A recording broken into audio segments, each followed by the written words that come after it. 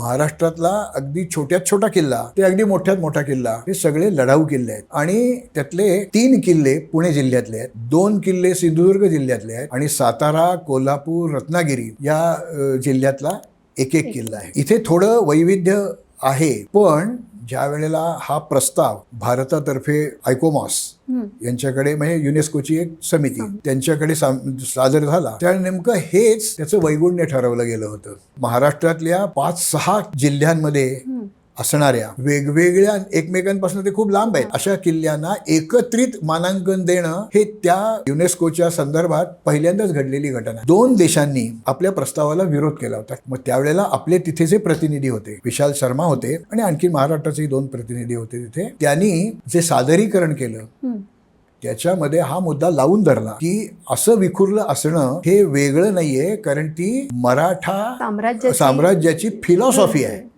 म्हणजे आमचं ते तत्वज्ञान आहे. त्यामुळे जे त्यांना वैगुण्य वाटत होतं ते आमचं बलस्थान आहे आणि या गोष्टीला ग्रीस या देशाने ठाम पाठिंबा दिला.